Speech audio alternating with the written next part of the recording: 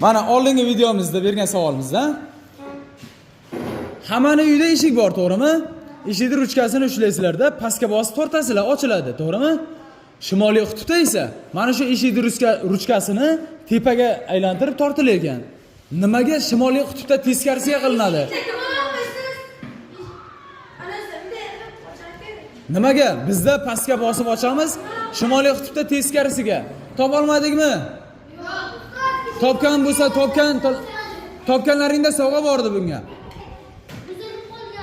Yo'q, buzilib qolgan emas. A? Nima chappacha? Nimaga chappacha? Yo'q, bunday emas.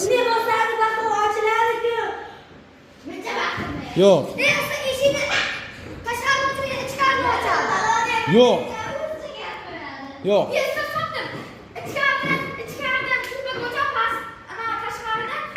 Xo'p, javobni eshitamiz.